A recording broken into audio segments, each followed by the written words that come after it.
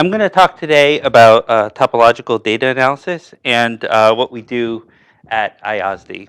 So I have kind of two goals here that for this talk. So first, I want to show how TDA is a framework for data analysis or machine learning. Sort of, if you think of machine learning just as large-scale data analysis, and then I want to demonstrate specifically how Ayasdi uses TDA to help companies. And so at the end of the talk, I'd like to show you some of the actual some actual use cases from some of our clients. And so TDA encompasses a number of things, and I'm really just going to talk about the part of TDA that Ayasdi does. So there are other things that I'm not going to talk about: persistence homology, sensor networks with sheaves, things like that. But that's fine. Okay, so what we want to do is extract meaning from complex data. So we want to get insights from our data. We want to make our data useful.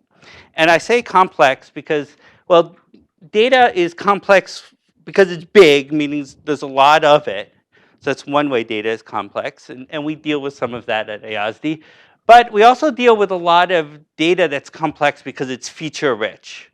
So if you think of something like genetic data, you could have SNP data, you could have 500,000 columns in the data set, and there's complicated interdependencies among those columns, among gene expression levels, among mutations, among all kinds of things. And so I don't want to think of the data problem as just being one of volume. I want to think of complexity, and complexity can come from volume. It can come from other problems as well. So, or of course both, right? You can always have both. So the way I see the problem in both cases is that there's a lot happening in your data. So a metaphor that I like to think about is that of a room. You walk into a room full of people, and when you walk in, it's just white noise, right? There's all these different conversations happening. And what you want to do is find those conversations that are relevant to you, or in some way summarize the conversations in the room. So that's the problem with big data and with complexity are the number of stories going on. And what we want to do is create summaries that are useful to us. So TDA on this kind of high level, this metaphorical level, is the tool that's going to summarize out the irrelevant stories to get at something interesting. And in a certain sense, I mean this in a kind of technical way, because what we do is actually we summarize the geometry, and we do that in a rigorous way. So the metaphor is reasonably deep.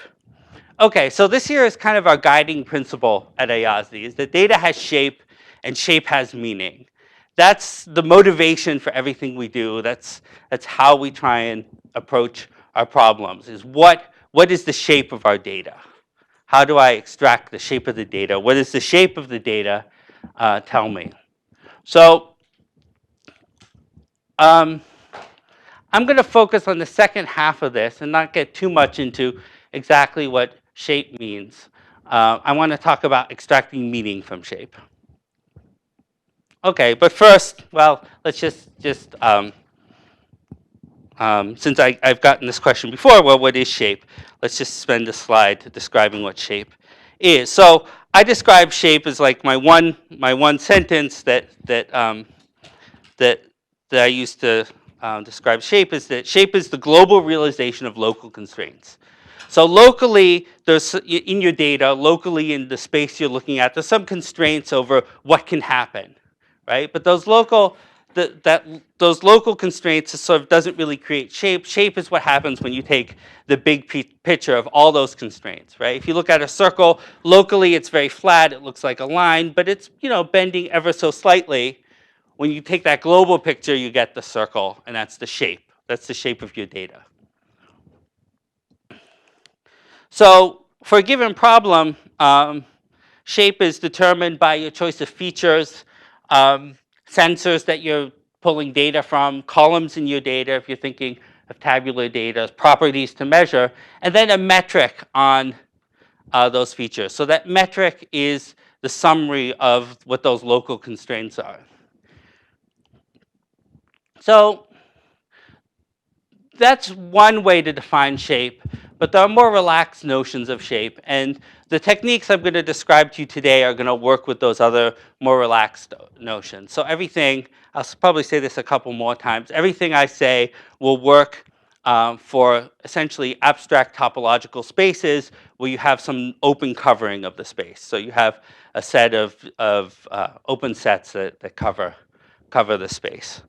But to stay concrete, everything I say will be done with rows and columns. The rows are your data points, the columns are your features. There'll be a kind of metric lurking in the background, and we'll just move and stay in that sort of concrete, more familiar world. So the goal, this is just rephrasing what I said earlier, it's to understand or summarize the shape. And part of that that's really important for TDA, which is what I think distinguishes it from a lot of other techniques, is that we have no preconceived notions of what the shape should be. So we're not doing any kind of like manifold fitting or linear fitting or anything like that. We really try and eschew the preconceived notions of what our data looks like. Okay, so I'm going to kind of step into the TDA in a couple steps. So first, I'm going to start in math world. So we're not in data world yet. So what do I mean by math world? I'm going to draw the data as a smooth manifold. So it's just going to be a smooth shape. And when I say function or lens, you should think something smooth, continuous, nice in whatever class of functions you want to consider. So that's because that's going to give you the right intuition and kind of internal mental picture. But we don't need any of these assumptions when we're actually in data world doing the analysis. All the things that I'll describe will go through without modification. Okay, and maybe even more importantly is that in the real world, data is never really sampled from a smooth manifold. Or I should say, there are certain engineering problems that are very rigidly constrained where data might be sampled from a smooth manifold or from a, maybe just a locally smooth or, stratified space or something. But in general, real data is never like this. It's kind of crazy and wild. And we should keep that in mind. Okay, so here's our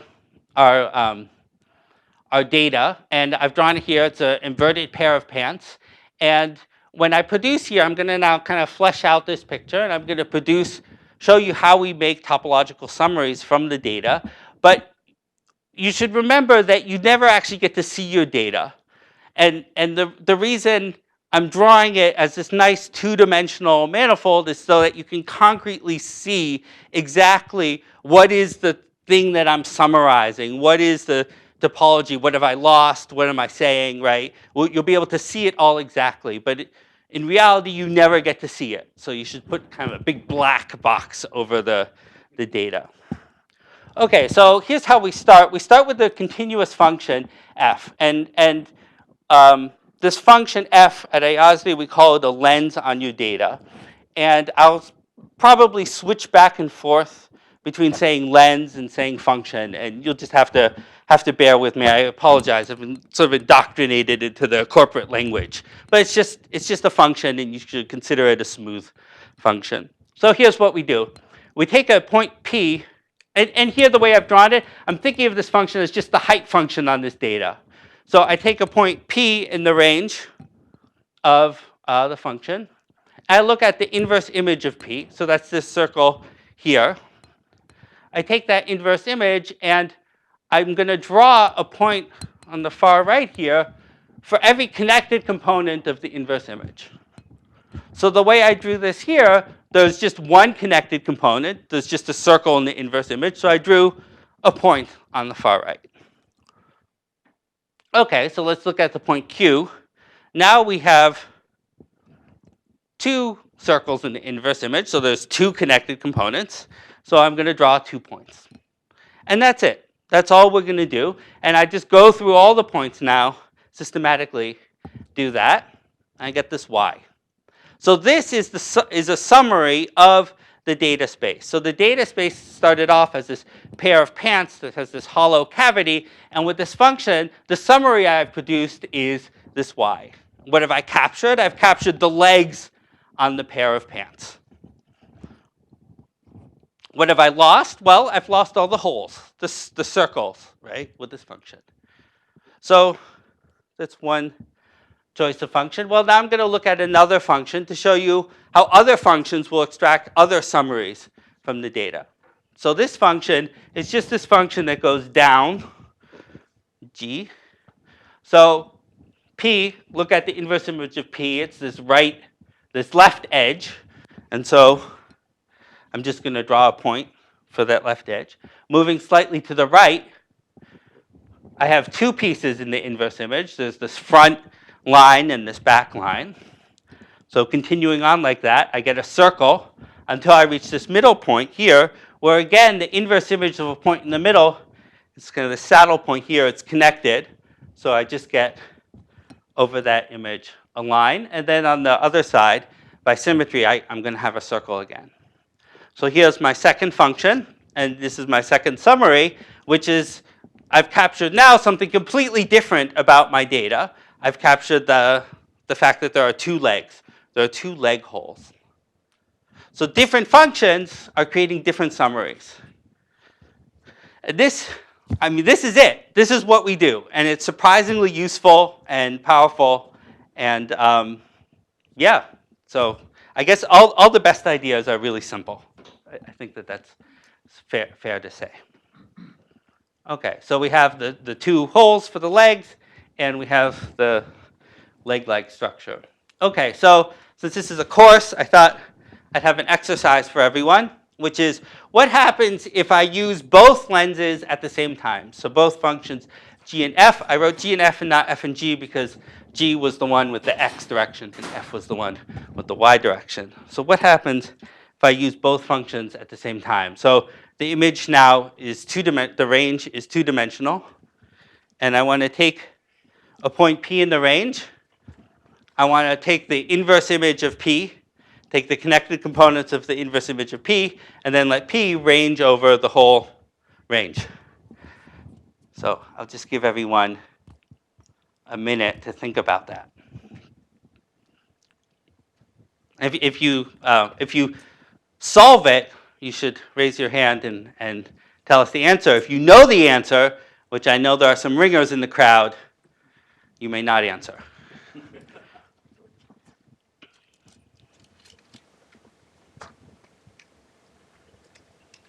Any takers? Okay, it can be hard to do in your head. So let's just step through how to do this. So it's an exercise, I guess, only if you stop and do it. So P has the inverse image of P from F. F inverse P is the circle.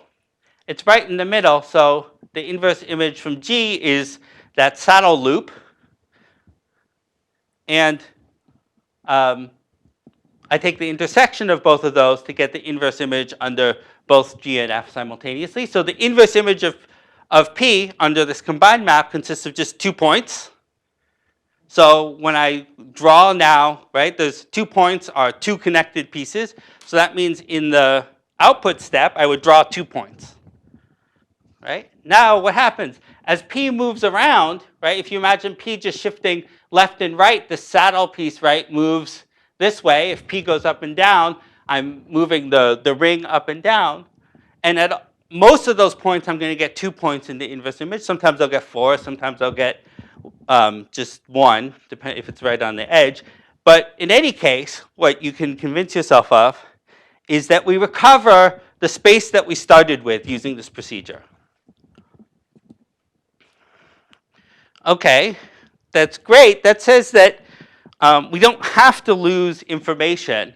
So this topological summary doesn't have to lose information. We can recover the space itself. So with a rich set of functions, lenses, we recover the original space with this procedure. Well, I mean, that's kind of a non-starter. The original problem was that the original space is too complicated to understand. There's too much going on, so that doesn't really get us anywhere. But it does say we could select the functions to tune to the signal we want, to tune into the conversation we want. We can, so by selecting the functions, we can choose what information to get rid of and what information we want to keep.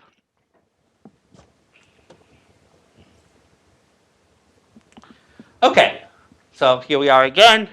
For the second time, this is what Ayasdi does. We produce summaries. By choosing the functions, we choose what we're summarizing, and we can keep as much information as we want, or we can eliminate as much information as we want. Okay, well, that's what we do modulo some details. So why is this useful?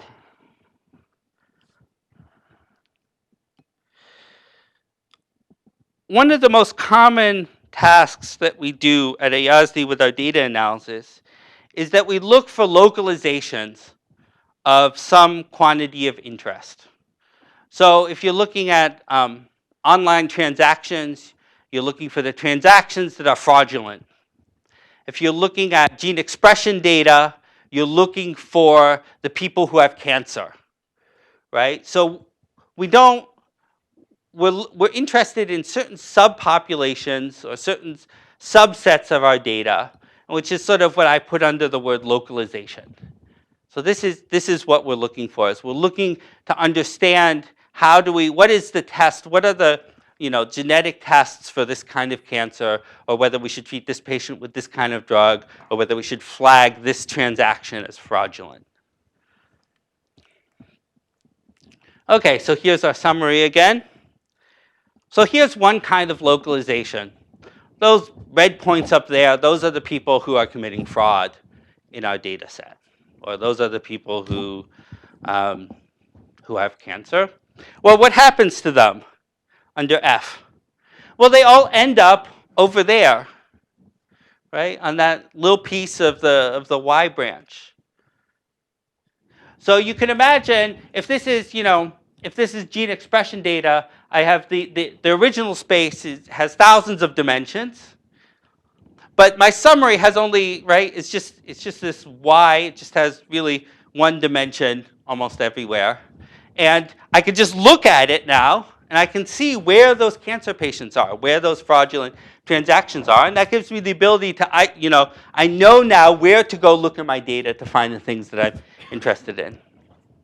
Well, this here is a particularly easy kind of localization. Maybe I'm trying to distinguish two classes of objects, right, red and blue. Well, this is a little bit harder because over here now we have purple, right, with F.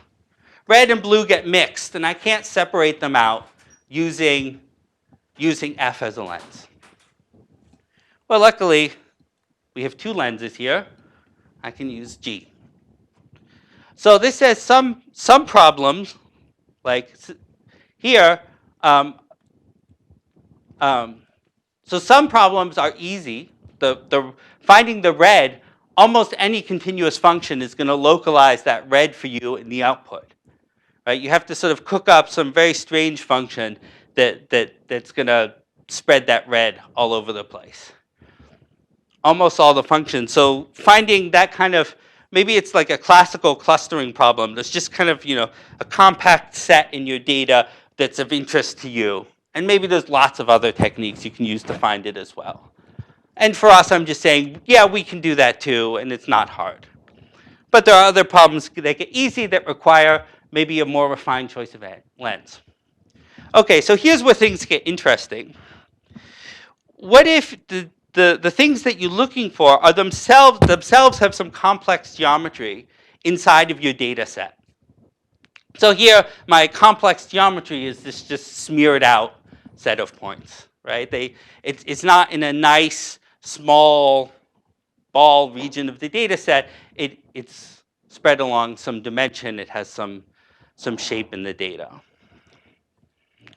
Well, F says it's kind of almost everywhere. So F isn't particularly useful for finding its localization. But again, G is very useful. It says, oh, all that stuff, all that complicated geometry that it might have, it gets summarized into, it all lives right here in your data set. Yes? So all these operations are very similar if you just do like standard manifold learning, like the local linear embeddings or isomap. How are your algorithms? So, okay, so good question. So one is, which I tried to mention earlier, that real data never has any kind of manifold structure. So I've drawn manifold, but like, forget it. There is no local manifold in like real big data sets. So that's point one. So isomap can sometimes do this, and sometimes not. So I'll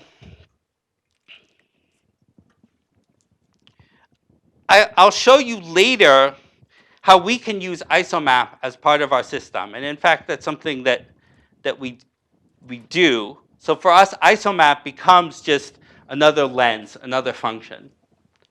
So isomap, all those techniques, those kind of dimensionality reduction techniques, kind of, that's part of the framework part of this talk. They all will fit in here as lenses. So, or PCA will fit in as a lens. And that's something that I'll describe a little bit later in the talk. The thing that you lose when you look at isomap, so is you don't understand, right, the dimensions that you've lost, right? Sort of how they've been pressed down into that representation. You don't know if they just, like with isomap, it would be like projecting just to the line, but forgetting about the fact that the legs are separated, right? If I did an isomap, a one-dimensional isomap of this pair of pants is going to just go, that's unfortunate. It's just going to go, it's just going to be the line. Sure, but you could do a 2D isomap. Right, but the point is that the data, as I drew it as two-dimensional, but you're supposed to think of it as a million-dimensional. Whatever, right?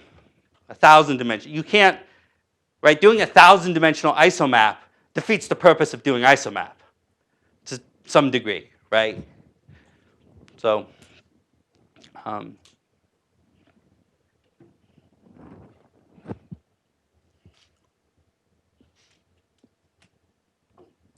so one way of thinking about this is that we share some things in common with a tool like isomap or MDS or TISNI or something like that, except we remember something about the fibers of that map. So that's another way of thinking about this. That remembering that Y is remembering the fibers. Okay, so lenses inform us on where to look in the space for phenomena we're interested in. For easy localization problems, many different lenses will work, and we see that a lot. Sort of no matter what you try, you'll see the localization. For hard problems, which hard I mean geometrically distributed in the space, localizations, we have to be more careful about what lenses, so we'll have to do some work to figure out what lenses are appropriate.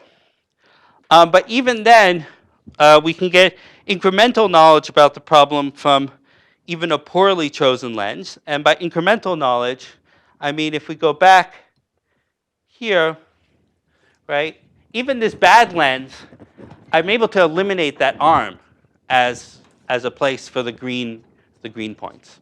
So I get some incremental knowledge even from bad lenses.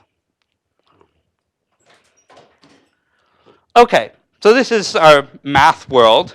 And now I want to show you how to take this and translate it into data world. So we're going to move from this world of nice, smooth manifolds, continuous functions, into a data-driven analysis. So the first thing we want to do is replace points in the range with open intervals. Well, in the data world, no matter how big your data is, you always have a finite number of points, which says that for a randomly chosen point in the range, its inverse image is empty, right? And then when I try and do this sort of just ranging over those inverse images, drawing points and connecting them, I have no way to connect them because I get a point and then I get mostly a bunch of empty inverse images, and I get a point, maybe I get 2 points, right? So I fatten up those points into open sets. So I take an open covering of the range of the function. Now I again take inverse images of those open sets, and I'm going to also continue with, I'm going to take connected components of the inverse image. I'm going to draw a dot, but now this dot, right, represents a lot of points. So I drew a big dot. I do that. So that's the inverse image of U1. It's just this kind of cylindrical piece at the bottom. It's one connected component. It gets one dot. U2, it's again still one piece. It starts up the legs, but it's just one piece. And I get another dot.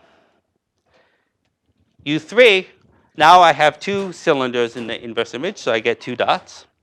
And I'm going to connect nodes when their inverse images intersect. So U1 and U2 have an intersection, so I connect them.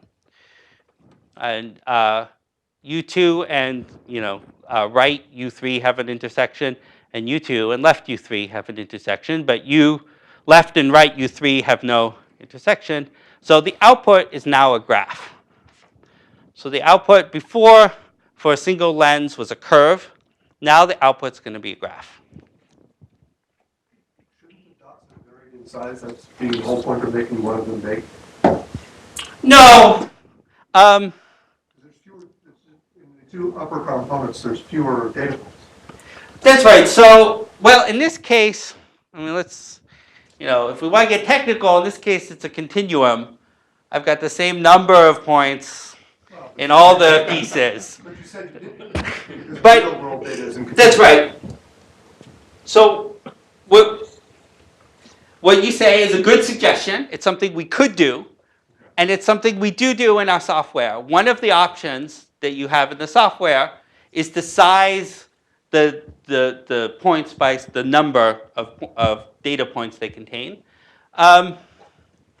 But you may want to size them by something else, right, for some other visual effect. So I don't want to set that as like part of the core algorithm. Okay, so as part of this construction, though, I've introduced some more parameters. So before, there was sort of a unique, right, you give me a data set, you give me a function, then there's this unique output, right? Data set function, there's the unique curve according to the procedure. Now, because there's a question about how many open sets are you going to take, how big are they, what is the overlap? So there's some parameters, unfortunately, that come into the construction. So the resolution is the number of open sets that we have in the range, or the size of the number, if you're thinking of just a one-dimensional set, really the size maybe of the open sets. And the gain is the amount of overlap they have between their neighbors. So roughly speaking, the resolution controls the number of nodes in your output, the number of nodes in your graph, and also the size of geometric feature that you can pick out with the procedure. While the gain controls the number of edges in the graph and also the tightness of the graph. It's a little bit more complicated to go into kind of technical detail on tightness, but just resolution is pretty straightforward to look at. So if I took 4 open sets instead of 3 open sets,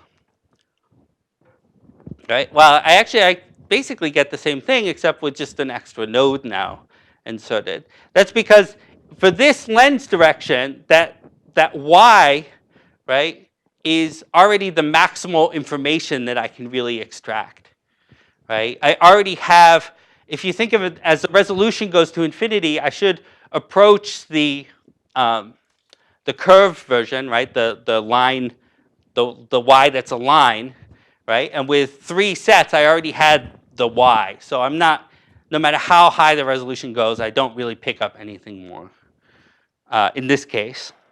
Well, if I drop the resolution to 2, I lose the topology. So the minimal amount of information you can recover is just the set of function values that you have. And that's just in this case represented by a line. And that is actually, in a lot of problems, enough for us. For a lot of problems we look at Ayasdi, even getting just the line, or as some people like to call it, the worm, it's enough to solve a problem. For instance, if you imagine a sort of if I'm looking for, something in the upper half of my pair of pants, they would all end up in the upper node, and now I know where to go look. Right? So even the minimal information recovered is itself useful and interesting in a lot of cases. Okay, so that was step one, was to look at these open set coverings of the range. Now, connected component, if I have data points, right, they're all sort of by themselves. The notion of connected component doesn't make sense. So I want to replace connected component with something that's going to work in the data world. And so the way I do that is I'm going to cluster within the inverse image of an open set. So clustering is data pi naught. So before we connected the nodes when their inverse image open sets intersected. Now we've gone to this clustering, and we're going to connect clusters or nodes when they share points in common. So there's these inverse images, they have this band of overlap, right? And there's some points, say, in that overlap. When I cluster the bottom set, those points go to one set of clusters. The top here, I'll just stop trying to explain it and I'll show it to you because I have a nice illustration. Picture's worth 1,000 words, and I was heading to 500. Okay, so here's our data world where we have points. So I take this U1, I look at its inverse image, and I do clustering, some clustering algorithm, whatever you want. I'm not particular. I'm saying that I get 2 clusters in that inverse image. I go to U2, which is this set. I cluster. I get 2 clusters. Now there are points that are in both U1 and U2. Those points go to some clusters in the bottom set, and they go to some clusters in the top set, and I'll just connect those clusters. Which I'm saying, this isn't like a real problem. I have no idea where the clustering would send those points. But I'm saying that this is what happens. Okay, so now I just continue this process. So remember, nodes are now clusters of data points. Edges represent shared points between the clusters. And we just keep going up. And we just do this to the end. I gave you the preview. So that's now, we get this more complicated graph as an output, but it still contains the same essential information as before, which was this Y structure that the lens was picking out of the data. Okay, so that's it. That's the full algorithm. Well, of course, again, modulo some details. I haven't said what clustering we've used. I haven't said there's all kinds of implementation details, right? Maybe you're wondering about how we store our data tables and how we access things to do this in a big data efficient, right? So modulo all the stuff that would make this useful, that's what we do. Okay, well, again, that's not quite what we do. Well, what about the lenses, right? The whole technique relies on these lenses, right? Where do you get your lenses from? These continuous functions, right? That's what's pulling the information out of the data. That's what's creating the summaries. So we need to find good lenses.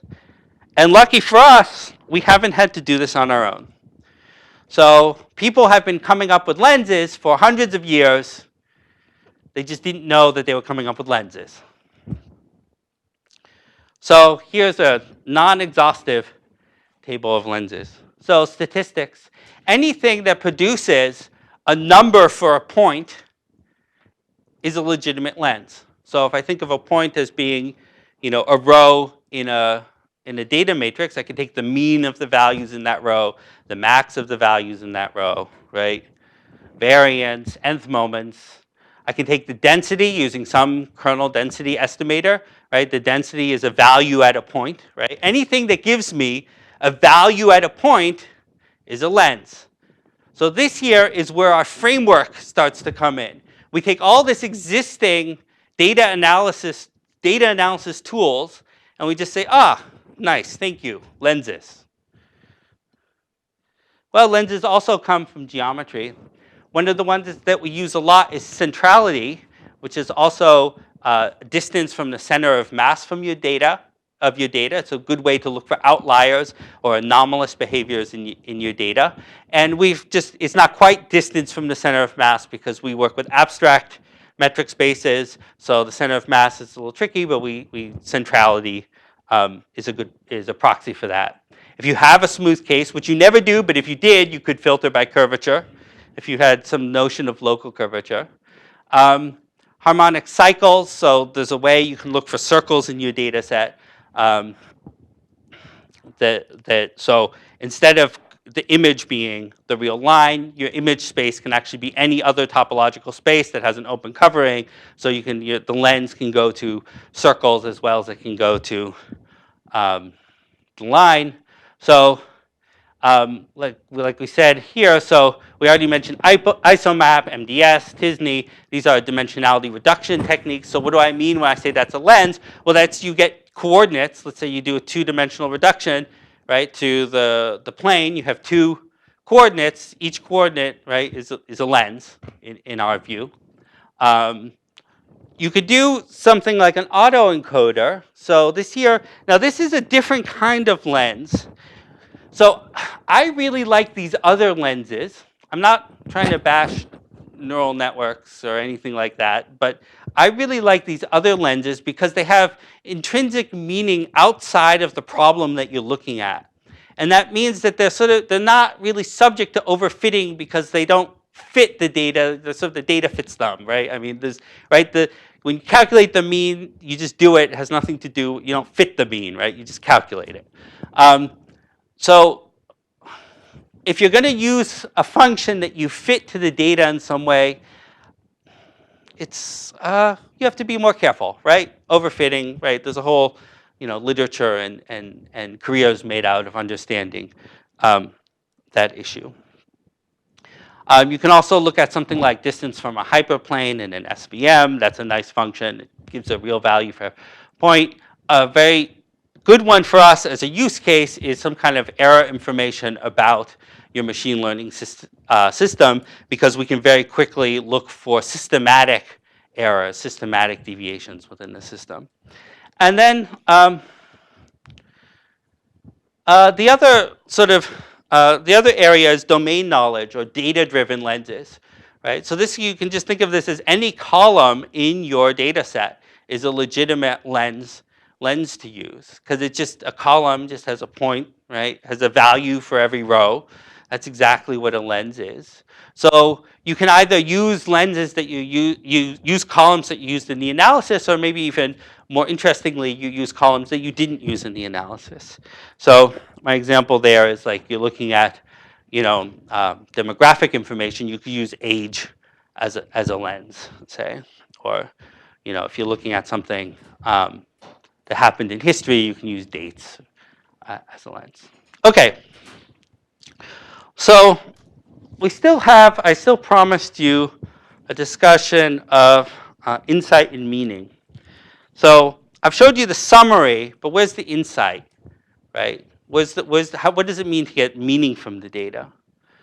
Okay, so I claim that these lenses actually sort of generate insights for you, or they generate understanding of the data in a fundamental way. So here we have our complex data. Now I've blocked it out so that you can't see it, right? But we have our function f, our lens, and we have our summary, our favorite summary, which is the y. So let's say f is Gaussian density. So I'm filtering the data by a kernel density estimator. And let's say this is low densities at the bottom and high densities at the top. What does this summary tell me? The summary says my data is bimodal. There's two high dense regions, and there's a a low dense region in between the two. So if this were, if my data were like, say, cancer patients, this would say I have 2 types of cancer, right? So the units on the lens give me some interpretation of the output, allow me to get an insight, get new sort of knowledge from my data. Let's say F is centrality, and here I have my core is the bottom of the Y, and then I have 2 flares going out. If this were cancer again, it would say you really have 2 populations of cancer. Right? There are sort of 2 different ways of being out there and having cancer. You don't, maybe it's breast cancer, but there are 2 kinds of breast cancer. Right? But they're rare because they're far away from the central core. If F is mean, right, let's just say, I have sensors of some sort. This would say that when the sensors are high, there are 2 different ways that they're high. Right? So the units on the lens give interpretability and meaning to the topological summary. So we learn something. We don't just produce a summary that we say feed into, it's not really a black box system that just produces some kind of classification result for us. We actually learn something about our data, something in our guts about our data, some understanding of our data that we didn't have before from the units of the lens and from the geometry that we see in the output. Yes? So you've got this collection of lenses which you can apply to a set of data to produce effectively one set of data for each point, for each lens selection. What if you take the vector of all of the lenses and then run it through the system again? What do you get? Do you get a way of looking at what the relative advantages of each lens are against a particular data set? So I have a couple answers to your question. One,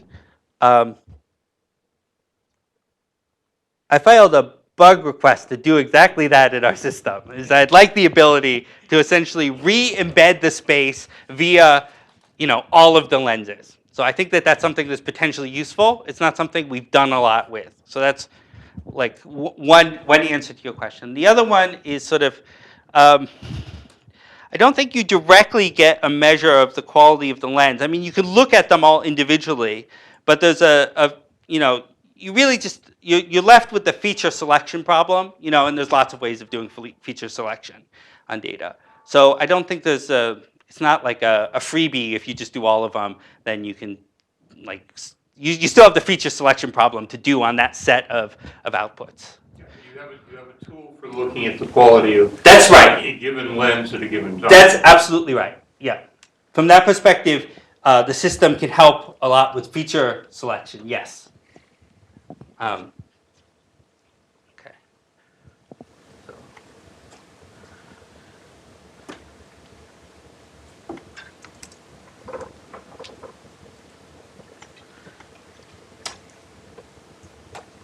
So how's everyone doing?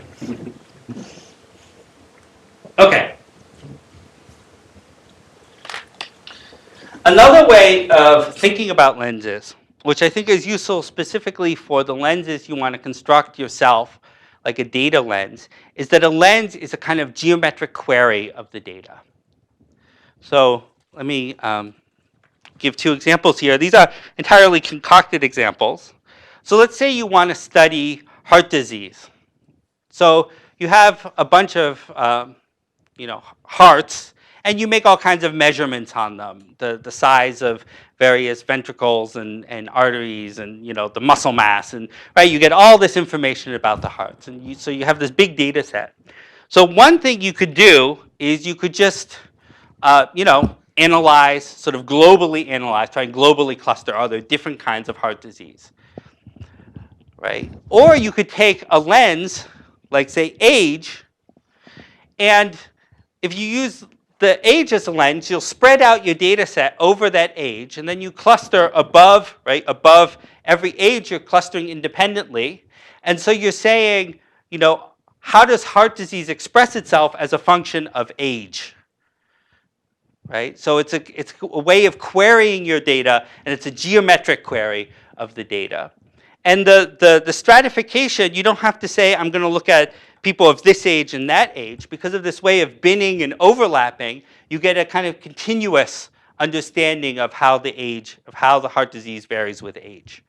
So there's a geometric way of querying your data and understanding how does it vary with respect to my lens, with respect to the output of my lens. And another example, so this is something I worked on, which is heavy machinery and a bunch of embedded sensors. I used mean and variance of the sensor output with the sliding windows as a lens to look for operating regimes that could lead to failure. And so this was a collection of 250 sensors.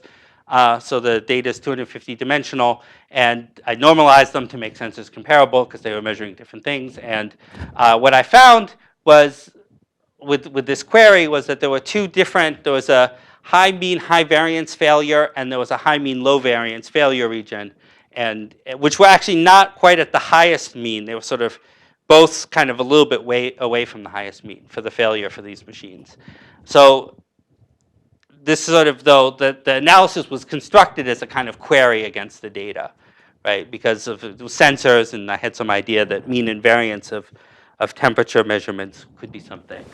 So you also have the mechanism for taking the heart disease case and sort of inverting it and do the stratification by disease type or some indicator of the disease and look for clusters of age. That's right. So that's something we do a lot is, so there's an aspect here, and when I get to the live demo, I can show that to you, where we sort of color, right, networks by functions that weren't used as lenses and that weren't used as part of the analysis. And if that function varies in a nice way across that network, that says that you've sort of, the network has sort of good predictive powers, or it tells you something about that function. And I mean, that's sort of, it's a function that wasn't used in any way in the analysis. And so the way that's reflected in our software is via coloring. So coloring is just a proxy for function values on the graph. So yeah, and so that's something we look for a lot is we want to say, could you predict age from looking at someone's heart, right? So you would build a network out of all the heart, the heart measurements, and then you would color by age, and if it kind of goes, you have sort of young and old, and you get this nice smooth variation that says, yes, the heart information is a good predictor of age. And then you can reverse that process by placing points into the network. Okay, so generalizations and extensions. So the way I've described it is really not so the technique exists in much greater generality than how we've been discussing it and describing it. So one, metrics. We don't need a metric at all. So just a notion of similarity will do. Or maybe if you just have some way of clustering the data without any other notion, you can just use that. So we don't really need a metric. So lenses don't need to be continuous. So I had said before, just think of a continuous function. Lenses don't need to be continuous. I don't want to say exactly what they need to be. What they need to be is sensible, meaning they should have some meaning for the data set that you're looking at. But we don't have to define exactly what that means. And using lenses that are discontinuous, meaning that are, say, they take values in a finite number of categorical information, is itself very useful and something we do a lot. So lenses don't need to be continuous, just sensible. So, and I don't want to define sensible. It means, well, sensible. Don't take a random function, right? Have it have meaning for your data. So we saw that in the exercise, but I just wanted to stress it. You can use, if you use one lens, your output is a one-dimensional object, but you can use multiple lenses, and your outputs will sort of have higher dimensionality, and we do that all the time as well. You can map to spaces other than R. So all we needed, we're using the lens to kind of slice up our data in a certain way with these inverse images of opening sets. So you can map to any topological space that has an open covering created in some way and use the inverse images and that works fine in the system. There's nothing we use that's special about R. And in fact, we don't even really need lenses at all. All we need is an open cover of the space. Right? So that's like the topology when, if you want to say, well, where's the topology? Well, topology, open cover. Right? All we need are open covers. So the input space can be anything with a topology. So we work a lot with row column data. It's just tabular data. Rows are the points, columns are the features. But anything with a topology on it can work.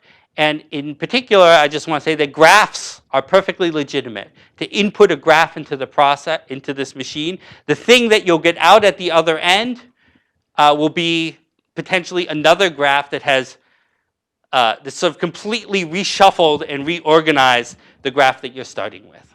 Right? So it's a transformation from graph to graph, but it's a very complicated one that you can do. And then finally, so I've been saying that the output is a graph. Really, the output is an abstract simplicial complex, and I've totally sort of just swept that under the rug, sort of how the higher dimensional simplices arrive, where they come from in this picture. And I'd rather not get into that, but the actual output is an abstract simplicial complex with higher dimensional simplices. How do you know the topology is not a math? So you can just define, I can take, 3 chairs, and I just say one open set is those two, one open set is those two, and now we're good. We have a topology on those 3 chairs. So there's no metric. I don't need a metric. It's a finite set. I just say group those like this, group those like that. That's a topology. I think that's Do they have a pretty close to collision property? metric. Is the union of 2 open sets an open set? So we actually don't really have to care about.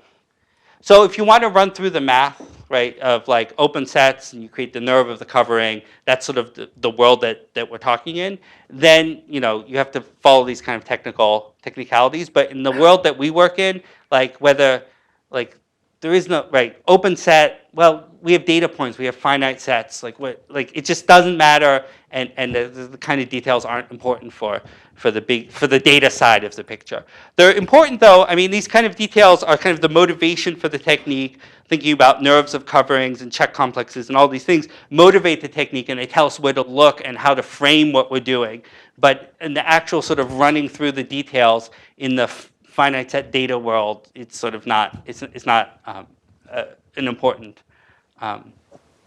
quality. Okay, so I work at Ayasdi. It's a software company, and we produce software that does this for you. So I wanted to show you our software.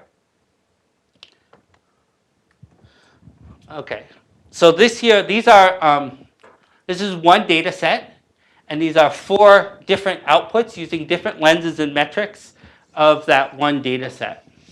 So I'm just going to focus on this one for a moment. How many dimensions, how many points?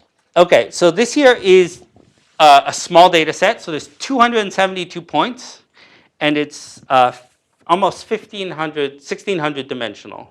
1553. It's 1,553 dimensions. So this here falls into what I would call the complex data, right? It's not big data because there's a lot of points. It's gene expression data for breast cancer patients.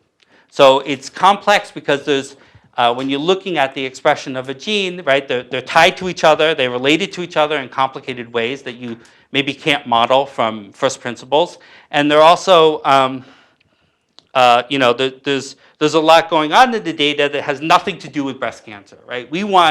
In this particular study, we want to know about breast cancer. Again, this is the sort of complex data problem. But there's regular things just having to do with normal cellular function in the gene expression data that has nothing to do with breast cancer. So you want to have a summary that gets to the issue that you're interested in. Okay, so this here, this is our network. So each node contains multiple patients. Right? The columns are gene expression columns in the network. And I have a Y. Right? It's not a coincidence that my whole my whole presentation was like focused on around the y. So in an actual data set I'm showing you, we get that nice y. So my metric up there is this blue highlighted one at the top where it says correlation plus centrality. My metric is correlation. So I'm looking at correlation between the columns as the metric. Sorry, between the rows. And my metric is centrality, which is this distance from the center of mass. And the way you should read this data set, let me just actually,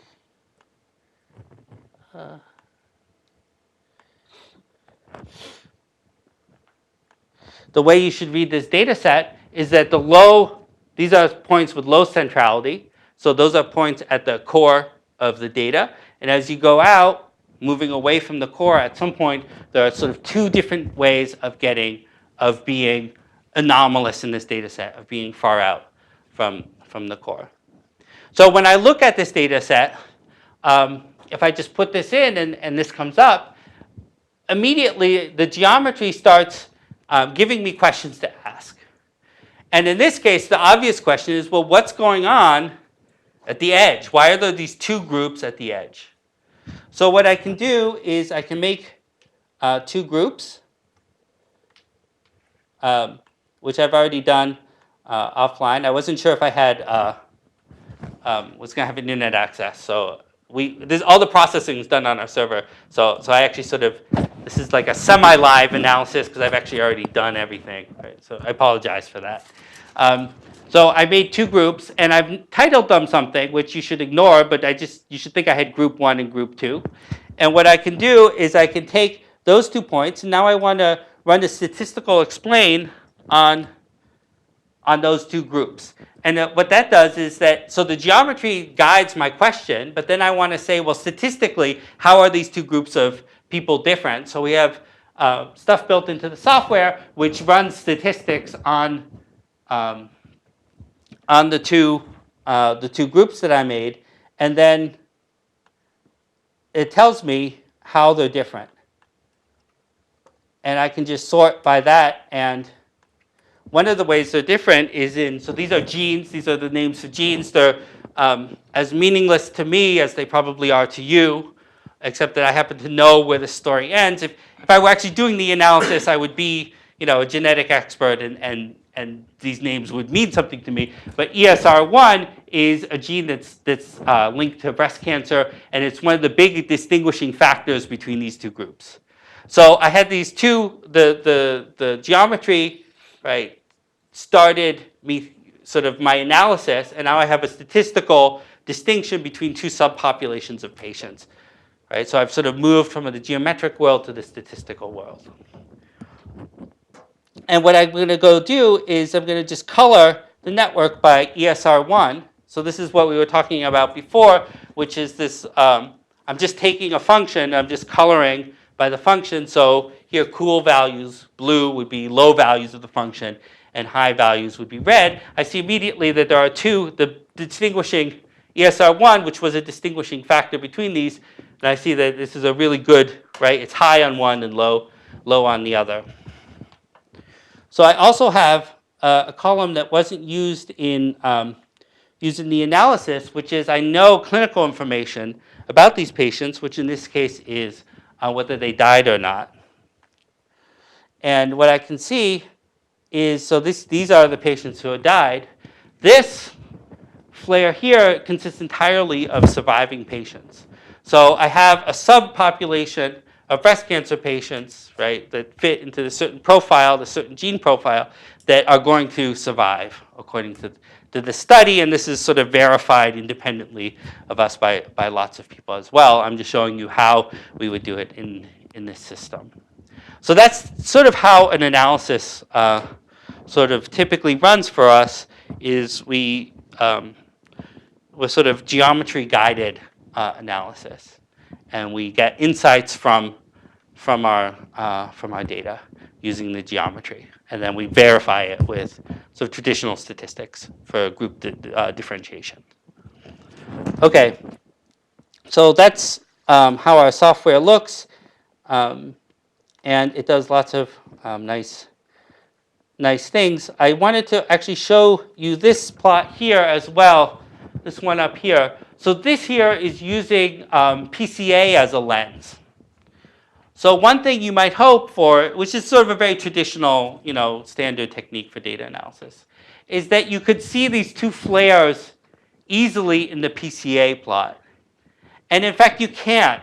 And that's sort of the power of having different lenses at your disposal. And so what happens with PCA is you're finding a linear subspace that sort of captures the maximal spread of your data and projecting onto it, right? But stuff can happen in the projected dimensions. And just to highlight that, if you look at where one of these flares is, it's kind of all over an edge in the PCA. And in fact, sort of some of the pieces that flare lives in aren't even connected or really near each other in the PCA plot. And similarly, we see the same thing with the other one. So having those lenses, having other lenses really is, it is an improvement over, you want a big selection of lenses, and they really do pull out different information.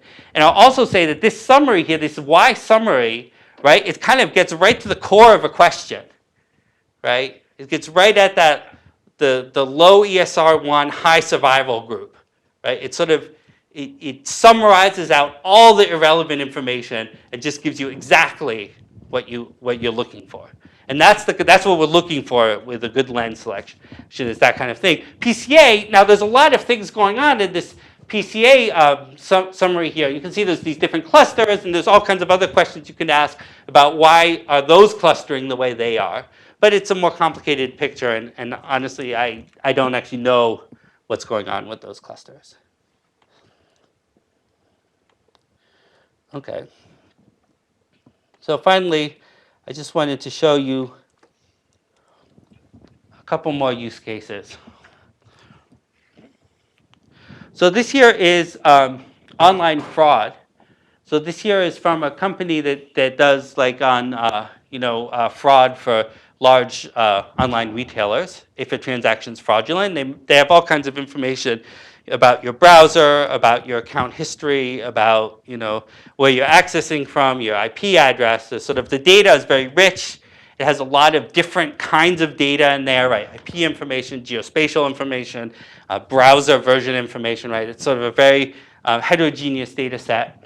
And so it has, you can see here, it has almost 700,000 points and 1,000 something plus dimensions. And where I've colored it right now is by the fraud score of the company that produced this data. So they have their internal model that they use, and this here is colored by that model, with red being more fraudulent.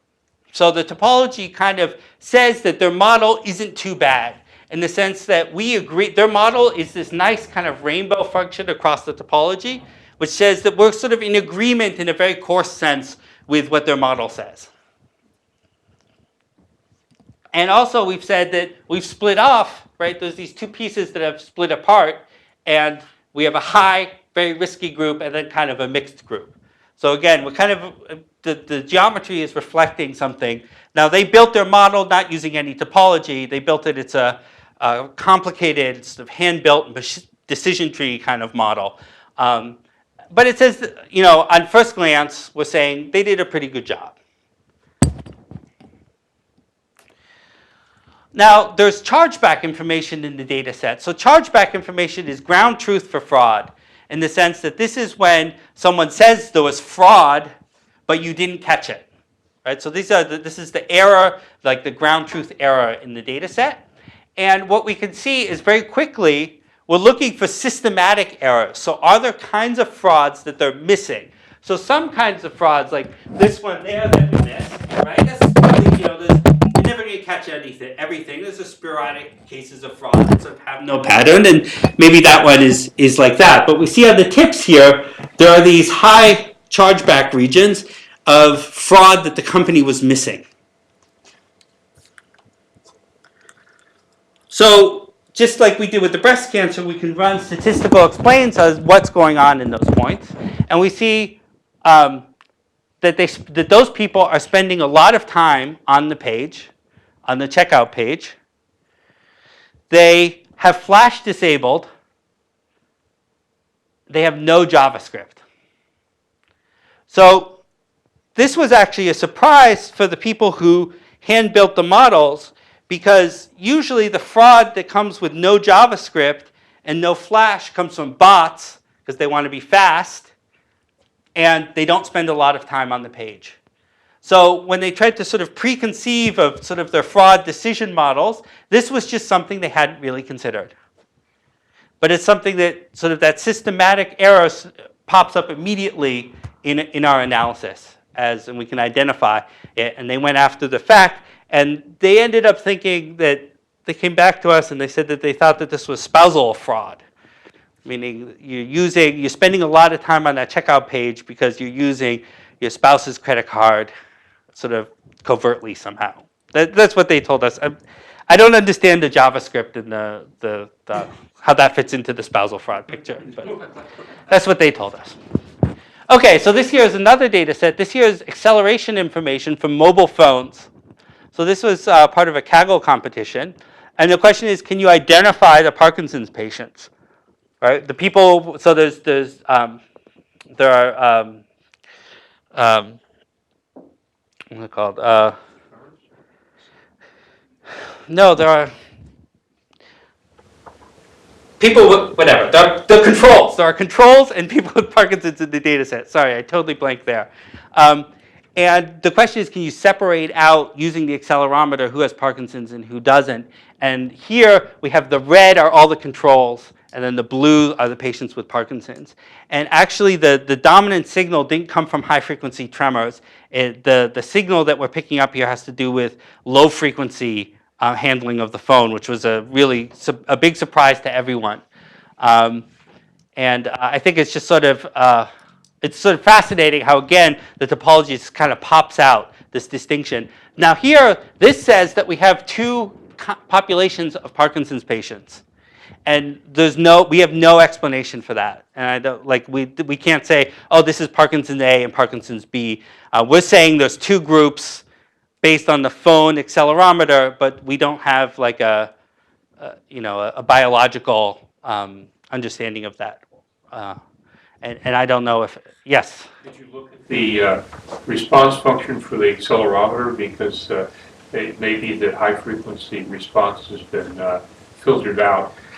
That's a good point. I didn't actually do this analysis, so I don't really know what was done or how sensitive the phones are. Could it be the Apple versus the Android phones? These are all Android phones that were handed out by so they were given out by the people doing the study, so that there's like a ground truth in the phone. That's a.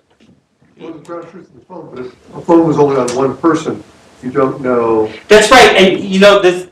So I looked at this data set. So I have a little story with this data set. Before I went to work at Ayasdi. I was on Kaggle. I was looking at the data competitions, and I looked at this data set.